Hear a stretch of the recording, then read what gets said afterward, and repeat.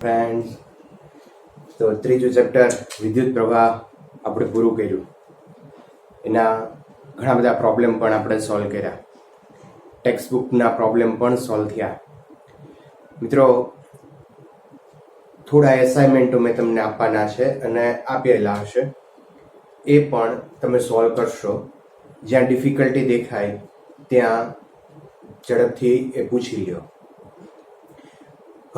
હવેના જે ટોપિક ઉપર આપણે જવાના છીએ, જે ચેપ્ટર ઉપર જવાના છીએ, એ વિદ્યુત પ્રવાહની કંઈક અસરોની આપણે ચર્ચા કરવાની છે, જે ચુંબકીય અસરો હોય. આપણે ચેપ્ટર જે નવું છે, ચોથું ચેપ્ટર, જેનું નામ છે વિદ્યુત પ્રવાહની ચુંબકીય અસરો અથવા ગતિમાન વિદ્યુત ભાર અને ચુંબકત્વ. ચર્ચા કરવી છે આપણે ગતિમાન વિદ્યુત ભાર અને ચુંબકત્વ. તો મિત્રો, આજના લેક્ચરમાં તો આપણે બહુ બેઝિક ચર્ચા કરવાના છીએ. એકદમ સિમ્પલ સીધી ચર્ચાઓ થશે, પણ ચેપ્ટર ખૂબ મજાનું છે. પહેલું બીજું ચેપ્ટર જેટલું તમારું સારું અને ક્લિયર હશે, એટલી જ મજા આ ચેપ્ટરની અંદર તમને આવશે. આ ચેપ્ટર છે એ વિદ્યુત પ્રવાહની ચુંબકીય અસરો, કે જેની અંદર ચુંબકીય ક્ષેત્ર, ચુંબકીય બળ અને ચુંબકના ઉપયોગ કરી અને આપણે વિદ્યુતીય સાધનો, ગેલ્વેનોમીટર, વોલ્ટમીટર જેવા સાધનોનો અભ્યાસ કરવાનો છે. એટલે આમ જુઓ તો એ 3 ભાગમાં વહેંચાયેલું છે: ચુંબકીય ક્ષેત્ર, ચુંબકીય બળ અને વિદ્યુતીય ઉપકરણો. આમ 3 ભાગની અંદર આ આખું ચેપ્ટર છે વહેંચાયેલું છે. વચ્ચે એક ટોર્કનો પોર્શન આવશે, પણ જે આપણે વિદ્યુતીય ઉપકરણની અંદર એને સમાવેશ કરશું. બરાબર? અચ્છા, તમે આની બહુ ચિંતા ન કરતા. આપણે 3 ભાગમાં જે આ ચેપ્ટર ભણવું છે, એમાંનો પહેલો ભાગ આપણો છે ચુંબકીય ક્ષેત્ર.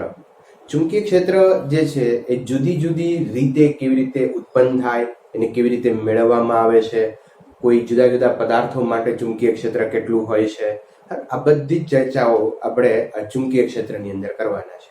અને એક સરસ મજાનો એનો ચાર્ટ બનાવશું, અને ચાર્ટ ઉપરથી તમે આખું ચેપ્ટર એક ચાર્ટ ઉપર આપણે યાદ રાખી શકીએ એવી રીતનું એક આપણે મેમરી ચાર્ટ બનાવવાના છીએ.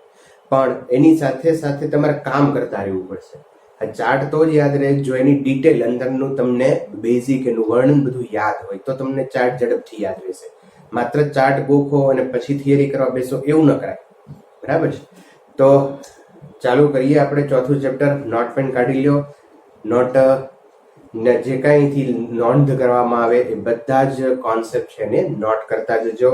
બરાબર? બીજા બધી પ્રવૃત્તિ બંધ કરી અને શરૂ કરી દઈએ આપણે ગતિમાન વિદ્યુત ભાર અને ચુંબકત્વ. અચ્છા, અહીંયા એક સૌથી બહુ મહત્વનો પહેલી વાત આપણે કરીએ, એક ઓર્સ્ટેડ નું અવલોકન. ચુંબકત્વનો આઈડિયા ક્યાંથી આવ્યો? આ ચુંબક છે અથવા તો એની જે અસરો થાય છે, એવો વિચાર ક્યાંથી આવ્યો? તો એ વિચાર સૌ પહેલા આ ઓર્સ્ટેડ ભાઈને આવ્યો હતો. તો ઓર્સ્ટેડે શું કીધું? અચ્છા, અહીંયા એનો એક પ્રયોગ આપણે જોઈએ. અને કોઈ એકદમ સિમ્પલ, આ તો શરૂઆત છે એટલે આપણે બેઝિક ચર્ચા કરીએ છીએ, પણ ઓર્સ્ટેડની કોઈ વસ્તુને ગોખવાની કે એવી કાંઈ જરૂરિયાત નથી. આપણે એના અર્થઘટનમાં જશું, શું કહેવા માંગે છે એની વાત વધારે ચર્ચા કરશું. સપોઝ અહીંયા કોઈ બેટરી છે, કોઈ સુવાહક તાર લઈએ આપણે.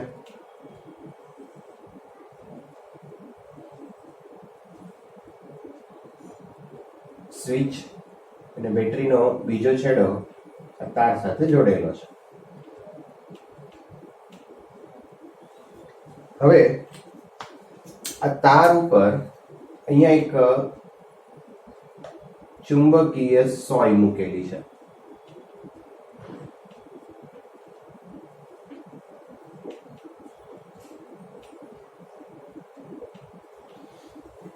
મિત્રો ચુંબકીય સોય તમે 10મા ધોરણની અંદર ક્યાંક તમારાનો અભ્યાસ કરી ગયા છો. ચુંબકીય સોય એવું છે કે જો કોઈ વિસ્તારમાં ચુંબકીય ક્ષેત્ર હોય તો એ આવર્તન બતાવે, ડિફ્લેક્ટ થાય. આ ધારો કે ચુંબકીય સોય હોય ને અહીંયા જો ચુંબકીય ક્ષેત્ર હોય તો એ ચુંબકીય ક્ષેત્રની દિશામાં ડિફ્લેક્ટ થાય. બરાબર, આ ચુંબકીય સોયનું કામ છે. તો અત્યારે મિત્રો આ જે સ્વિચ છે એ ઓપન છે, ખુલ્લી છે.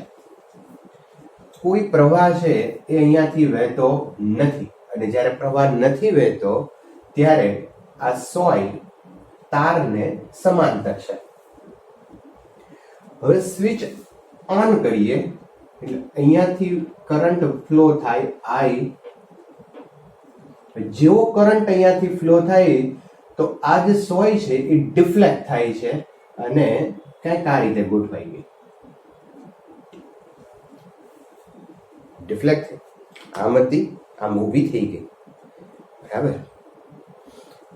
તો ઓસ્ટેડે એવું નક્કી કર્યું કે જો પાછું ઓસ્ટેડને મજા આવી, એને સ્વિચ ચાલુ બંધ કરી જોઈ તો આ રીતે આમ આમ થતી હતી.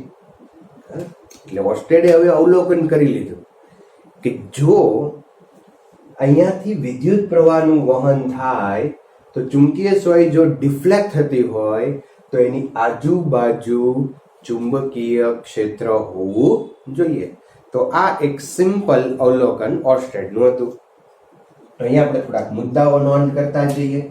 પહેલો મુદ્દો કે વિદ્યુત પ્રવાહ ધારિત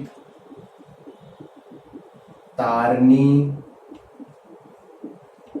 આસપાસ ચુંબકીય ક્ષેત્ર હોય છે. વિદ્યુત પ્રવાહ ધારિત હોવો જોઈએ. બરાબર. જો પ્રવાહ નહોતો તો ચુંબકીય સોયનું કોઈ ડિફ્લેક્શન હતું નહીં, એટલે વિદ્યુત પ્રવાહ ધારિત હોવો જરૂરી છે. બરાબર છે. ઓકે, પછી એને શું કર્યું, ઓસ્ટેડે આ બેટરીની દિશા ઉલટાવી નાખી.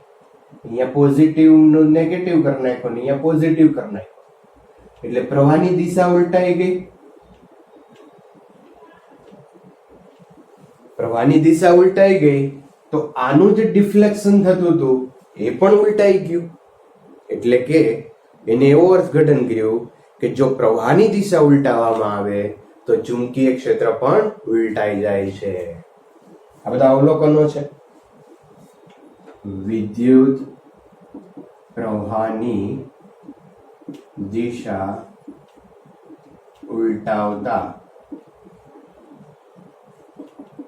ચુંબકીય ક્ષેત્રની દિશા પણ ઉલટાય છે. બરાબર. તો બીજું અવલોકન બહુ મહત્વનું થયું. અચ્છા, હવે ત્રીજી એક બહુ મહત્વની વાત અહીંયા આને લગતી ઓસ્ટેડનું અવલોકન તમે કહી શકો, અથવા તો એવું જરૂરી નથી, પણ આપણે એના જે મહત્વના ચુંબકીય ક્ષેત્રના મુદ્દાઓ છે એ કલાક કરીએ છીએ. બરાબર. સપોઝ અહીંયા કોઈ વિદ્યુત ભાર છે ક્યુ, તો આ વિદ્યુત ભારની આજુબાજુ વિદ્યુત ક્ષેત્ર હોય. વિદ્યુત ક્ષેત્રને મિત્રો આપણે ઈ વડે બતાવીએ છીએ. તો વિદ્યુત ક્ષેત્ર આની આજુબાજુ હશે જે બિંદુવત હોય તો કે ક્યુ R સ્ક્વેર મુજબ હોય. Okay, simple. હવે ચુંબકીય ક્ષેત્ર જે છે એને આપણે બી વડે બતાવશું. યાદ રાખજો, ચુંબકીય ક્ષેત્રને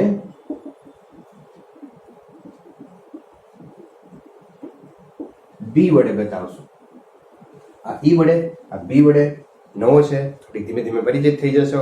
અત્યારથી આપણને મજા ઈ માં આવતી હતી, હવે બી માં આવશે, કોઈ ચિંતા નથી. ધીમે ધીમે તમને આના પ્રત્યે પણ મજા આવતી થઈ જશે. થોડી વાર લાગશે, 3-4 લેક્ચર થાય. બરાબર. ઓકે, તો બી ચુંબકીય ક્ષેત્ર, થોડા ફેમિલિયર થાવ ચુંબકીય ક્ષેત્રથી. ઓકે, હવે જો એ ચાર્જ છે ને એ પડ્યો હોય એટલે રેસ્ટ ઉપર છે, સ્થિર છે, તો એનું આજુબાજુ ચુંબકીય ક્ષેત્ર હશે, સોરી વિદ્યુત ક્ષેત્ર છે. વિદ્યુત ક્ષેત્ર હોય પણ ચુંબકીય ક્ષેત્ર છે એ હોતું નથી. બરાબર, આપણું ઓબ્ઝર્વેશન છે કે સ્થિર વિદ્યુત ભાર છે એ વિદ્યુત ક્ષેત્ર ઉત્પન્ન કરે પણ ચુંબકીય ક્ષેત્ર ઉત્પન્ન કરતું નથી. બરાબર, અને એટલે જ આપણા ચેપ્ટરનું નામ છે ગતિમાન વિદ્યુત ભાર. વિદ્યુત ભાર ગતિમાં હોવો જોઈએ. બરાબર, મુવમેન્ટ હોવી જોઈએ, મુવમેન્ટ. બરાબર, તો જ આપણને મજા આવશે.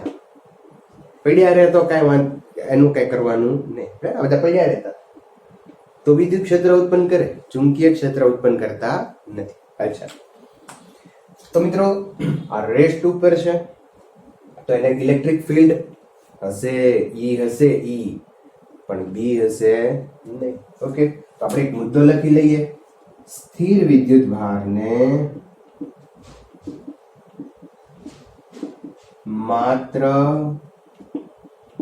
વિદ્યુત ક્ષેત્ર હોય,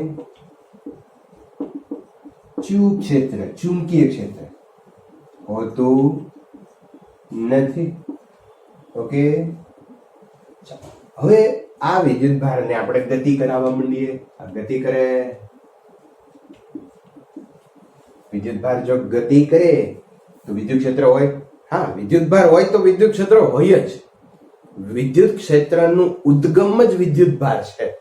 તો વિદ્યુત ક્ષેત્ર હોય પણ ગતિ કરે એટલે પ્રવાહ રચાય. હા કે ના? હા, તો પ્રવાહ રચાય અને પ્રવાહ રચાય તો વિદ્યુત પ્રવાહ ધરી તારની આસપાસ ચુંબકીય ક્ષેત્ર હોય. જો પ્રવાહ રચાય તો એની આજુબાજુ ચુંબકીય ક્ષેત્ર હોય. તો જો ગતિમાં હોય તો વિદ્યુત ક્ષેત્ર હોય અને ચુંબકીય ક્ષેત્ર પણ હોય, બંને હોય. તો આપણે યાદ રાખશું કે ગતિમાન વિદ્યુત ભાર વિદ્યુત ક્ષેત્ર અને ચુંબકીય ક્ષેત્ર બંને ઉત્પન્ન કરે છે, ધરાવે છે. ઉત્પન્ન કરે છે. શું ઉત્પન્ન કરે છે? ઓકે, ચાલો તો ક્લિયર મિત્રો આટલું.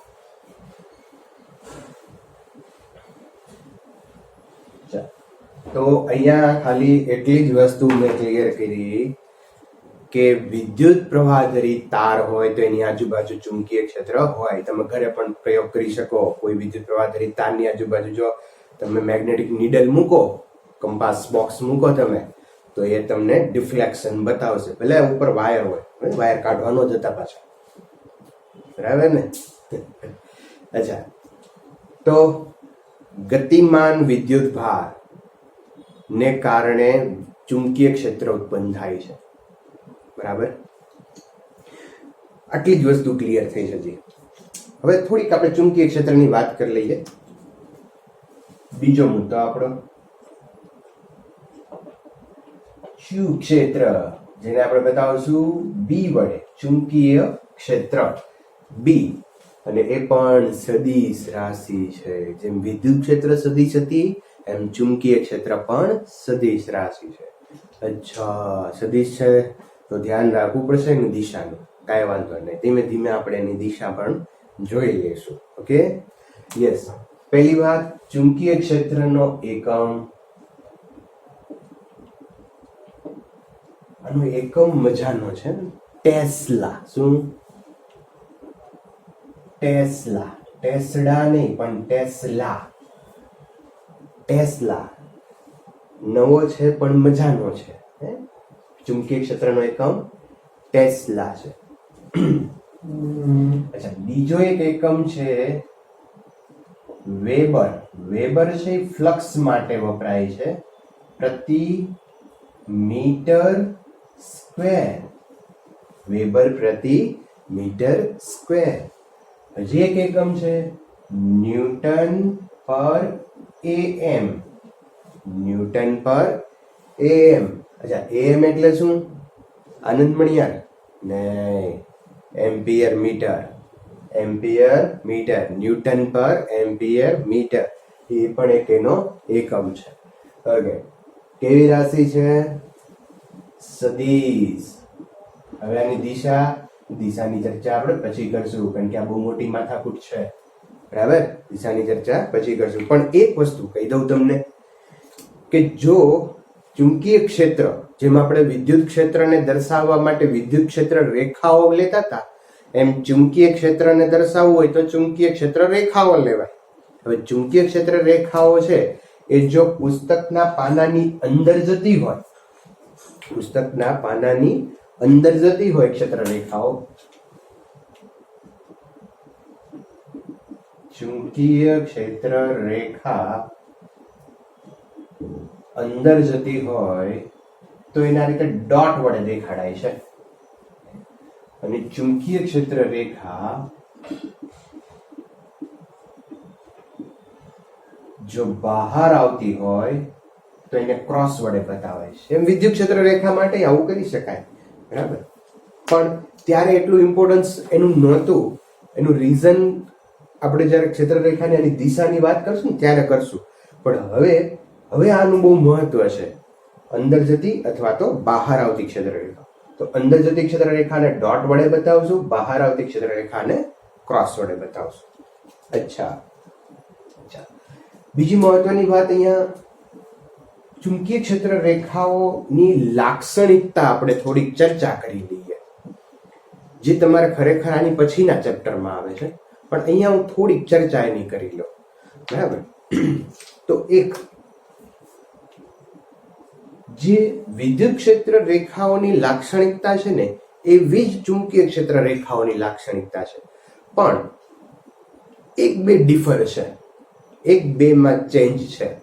તો જે ચેન્જ છે એવી આપણે વધારે ડિસ્કસ કરીએ ને બાકીની એમને મૌખિક વાત કરી લઈએ. ઓકે, તો સૌથી પહેલી એક લાક્ષણિકતા છે કે ચુંબકીય ક્ષેત્ર રેખાઓ બંધ ગાળા રચે છે. ચુંબકીય ક્ષેત્ર રેખા બંધ ગાળા રચે છે. યાદ કરો, સ્થિર વિદ્યુત ભાર વિતરણમાં વિદ્યુત ક્ષેત્ર રેખાઓ બંધ ગાળા રચતું નહોતું. આ બંધ ગાળા રચે છે, બરાબર. એટલે બંધ ગાળા રચે એટલે ધારો કે ચુંબકીય ક્ષેત્ર રેખાઓ જે બિંદુમાંથી નીકળી હોય એ જ બિંદુમાં પાછી આવી જાય, બરાબર, એને બંધ ગાળા કહેવાય. તો આ બંધ ગાળા રચે છે, બરાબર. અચ્છા, બીજી એક વાત આપણે કરીએ કે વિદ્યુત ક્ષેત્ર રેખાઓ છે એ ધનમાંથી નીકળી અને ઋણમાં જતી હતી. વિદ્યુત ક્ષેત્ર રેખાઓ ક્યાંથી નીકળે? ધનમાંથી જાય ને ઋણમાં દાખલ થાય, બરાબર. તો અહીંયા ચુંબકીય ક્ષેત્ર રેખાઓ એન એટલે ઉત્તર ધ્રુવ, શું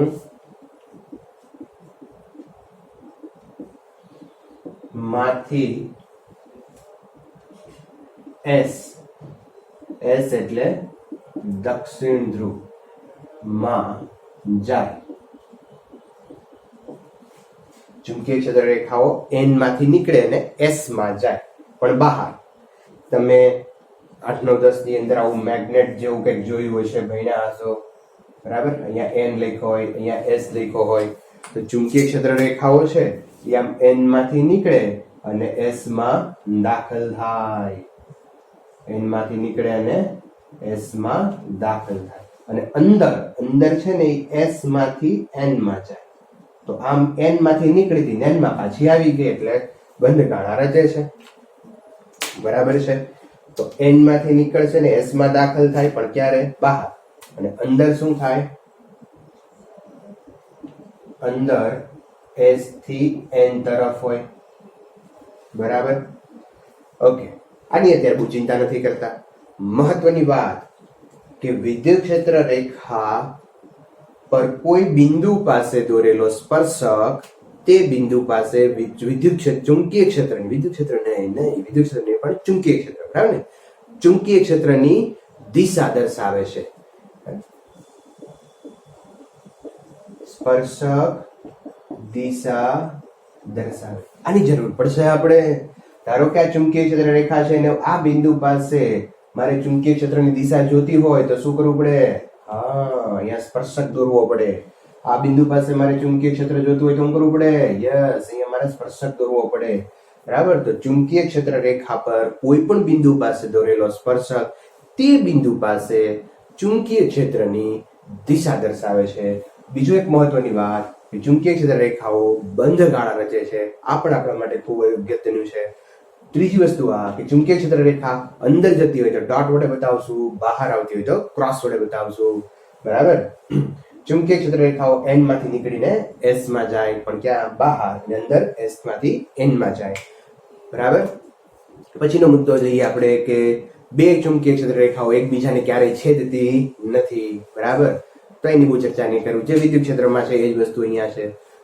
નેક્સ્ટ પછી લઈએ આપણે કે ચુંબકીય ક્ષેત્ર રેખાઓનું યોગ્ય રીતે કરેલું વિતરણ છે એ ચુંબકીય ક્ષેત્રની તીવ્રતાનો ખ્યાલ આપે છે.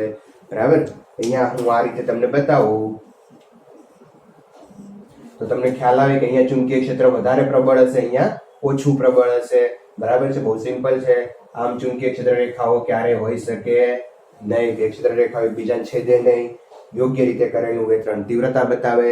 સમાન ચુંબકીય ક્ષેત્ર બતાવવું હોય તો આ રીતે આપણે ચુંબકીય ક્ષેત્ર રેખાઓ છે એ એકબીજાને સમાન અંતરે હોવી જોઈએ.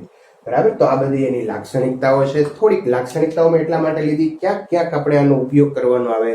કોઈ પ્રોબ્લેમ સોલ્વ કરવા હોય ત્યારે હું એમ કહું કે આ અહીંયા ચુંબકીય ક્ષેત્ર આ દિશામાં છે તો તમને એમ છે ક્યાંથી આવ્યું, ક્યાંથી આવ્યું? અહીંથી આવ્યું. સ્પર્શકની દિશામાં હોય કે જ્યાં ચુંબકીય ક્ષેત્ર આપણને દર્શાવે. ઓકે. તો બેઝિક મેં અહીંયા વાત કરી કે ચુંબકીય ક્ષેત્ર ઉત્પન્ન કેમ થયું, ચુંબકીય ક્ષેત્ર ઉત્પન્ન થવાનું કારણ કોણ છે? તો અત્યારે છે ગતિમાન વિદ્યુતભાર અથવા તો પ્રવાહધરિત તાર. બીજું પણ એક એનું કારણ છે ચુંબક, જેની પછીના ચેપ્ટરમાં ભણશું. પણ યાદ રાખજો, ચુંબકીય ક્ષેત્ર ઉત્પન્ન થવાનું કારણ કોણ? ગતિમાન વિદ્યુતભાર અથવા તો વિદ્યુત પ્રવાહ. અને વિદ્યુત ક્ષેત્ર ઉત્પન્ન થવાનું કારણ કોણ? તો એના માટે વિદ્યુત ભાર. વિદ્યુત ક્ષેત્રનો ઉત્પન્ન થવાનું કારણ વિદ્યુત ભાર. ઓકે. ચાલો તો આટલું એક ઝડપથી નોટ કરી લો. પછી આપણે એવી વાત કરવી છે ખૂબ મહત્વની કે આ ચુંબકીય ક્ષેત્ર જે ઉત્પન્ન થયું એ કેટલું હોય, એને ગણવું કેમ, ચુંબકીય ક્ષેત્ર કેવી રીતે આપણે બનાવી શકીએ, એને કેટલું છે ગણતરી કરવી છે આપણે. ઓકે. તો ઝડપથી નોટ કરી લો, પછી આપણે એની ગણતરી કરીએ.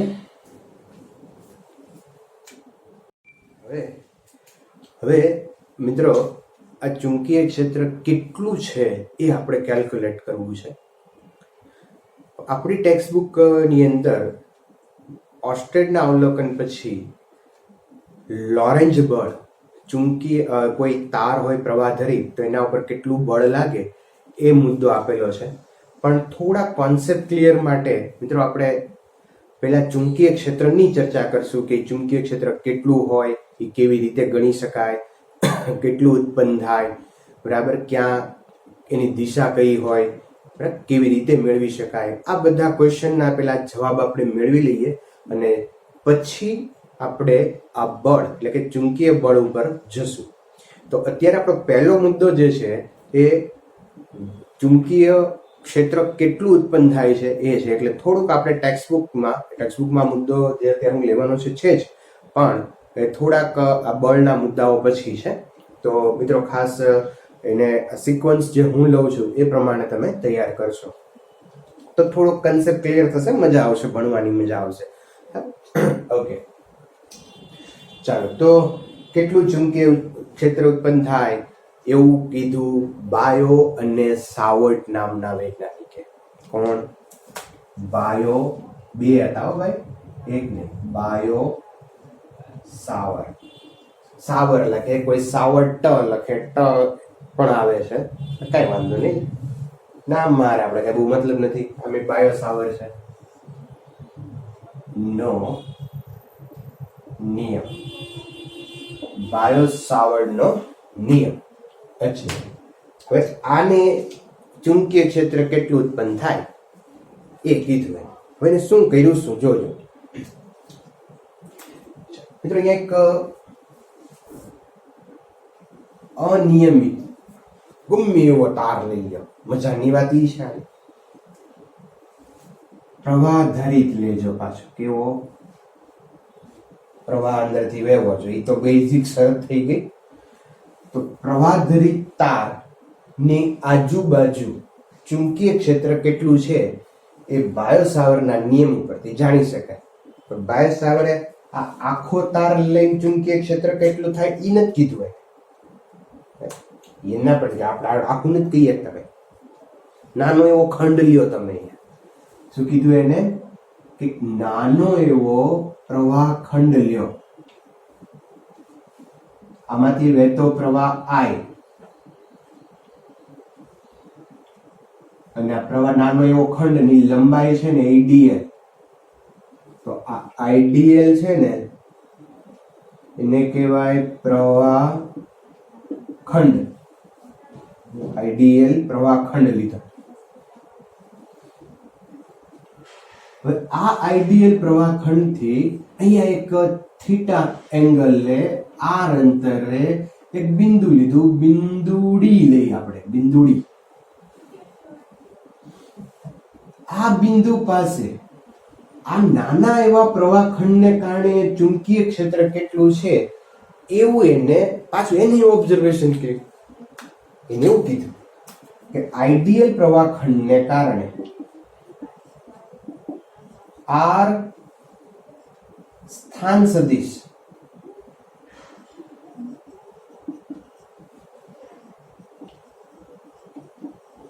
ધરાવતા બિંદુડી પાસે ચુંબકીય ક્ષેત્ર, જુદા જુદા ઓબ્ઝર્વેશન કર્યા ને. હવે આ ચુંબકીય ક્ષેત્ર કેટલું હોય, આખા તારને કારણે જે મળે એની કરતા તો કંઈક ઓછું હોય, એટલે આપણે એને બતાવશું dB વડે. શેના વડે? dB. કેવી રાશિ છે?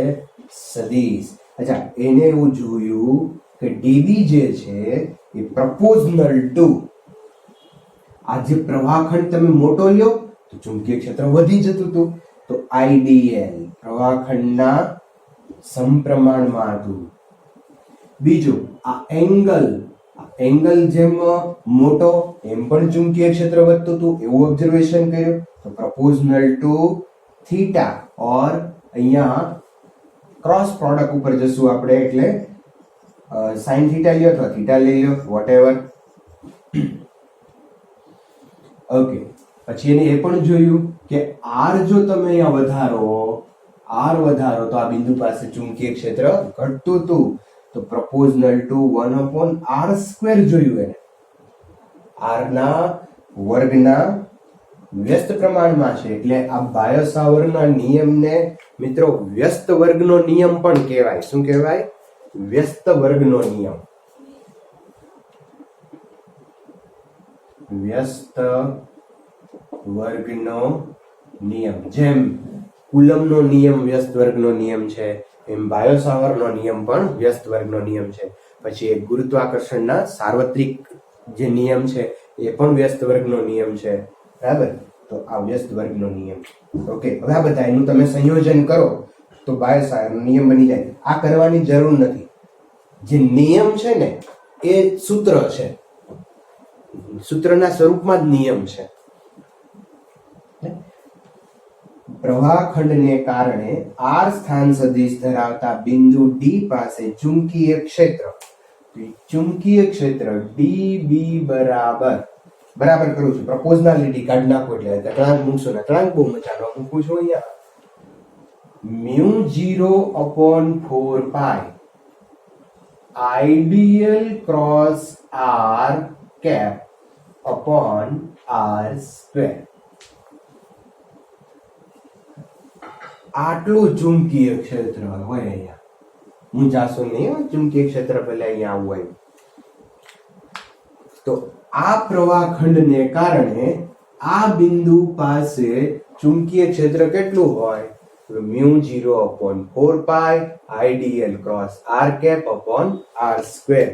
આટલું ચુંબકીય ક્ષેત્ર આ પ્રવાહધરિત નાના એવો જે ખંડ છે એના દ્વારા ઉત્પન્ન થાય. ઓકે,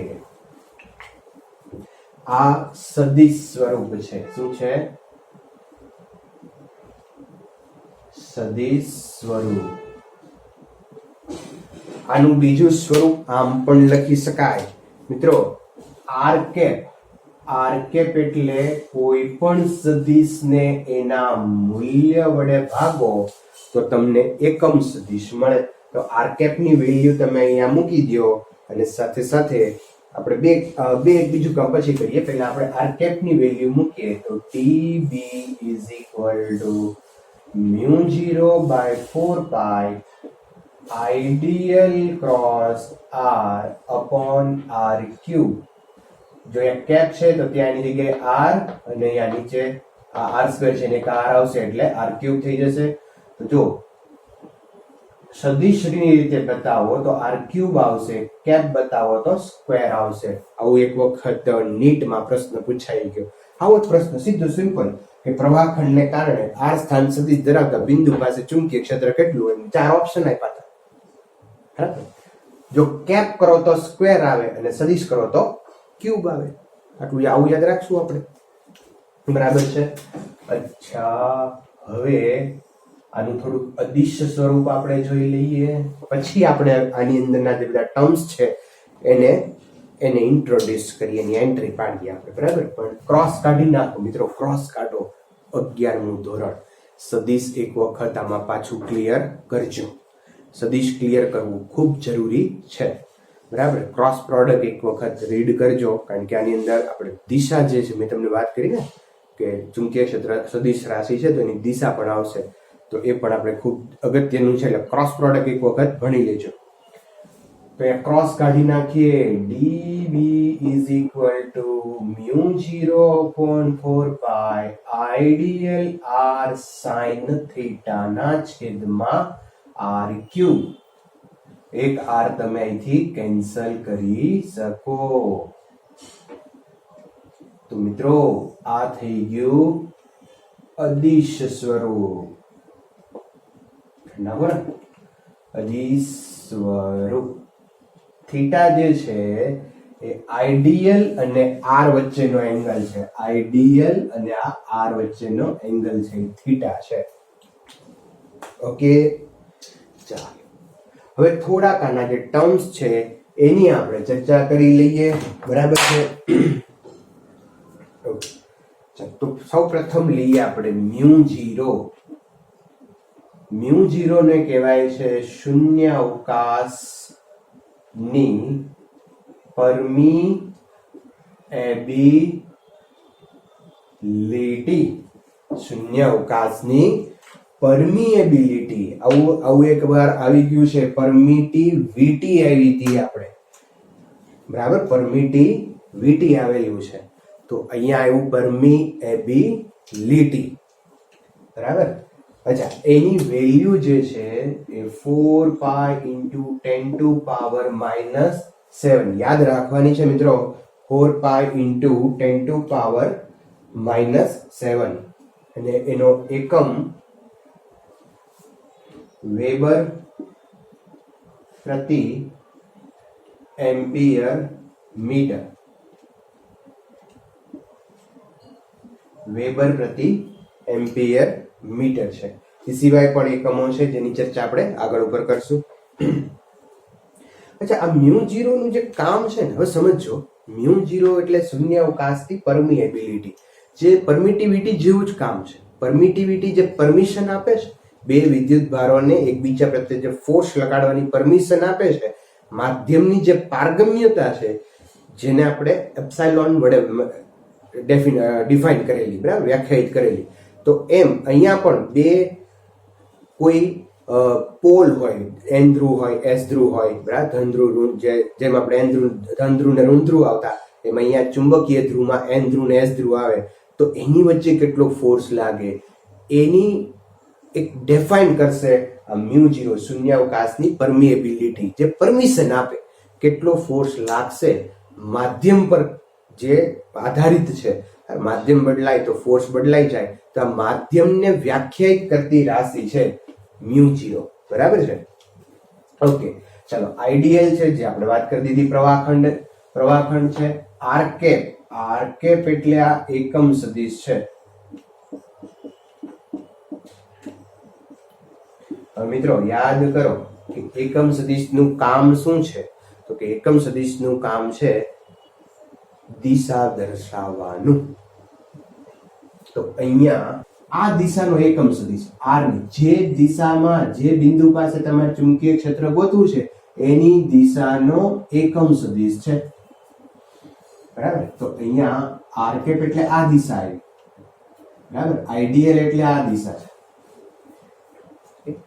અને ડીબી એટલે ચુંબકીય ક્ષેત્ર. તો ચુંબકીય ક્ષેત્રની દિશા કઈ લેવાય? તો કે આ આર અને આ આઈડીએલ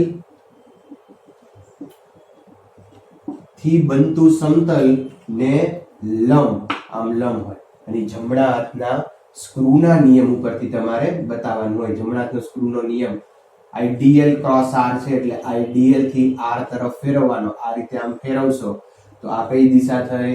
સમઘડી. અને સમઘડી દિશા હોય તો અંદર જાય.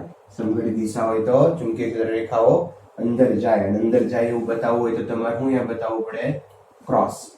બહાર આવતું હોય તો ડોટ. તો આ બિંદુ પાસે ચુંબકીય ક્ષેત્ર છે એ ક્રોસ હશે, અંદર જતી દિશામાં હોય, બરાબર.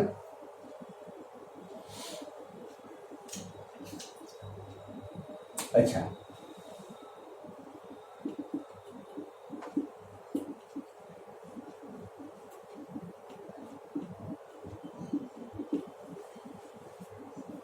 મેં શું કર્યું? ફરી એક વખત સમજજો કે અહીંયા ચુંબકીય ક્ષેત્રની દિશા કઈ હોય? તો કે આઈડીએલ અને આર થી બનતા સમતલને લંબ.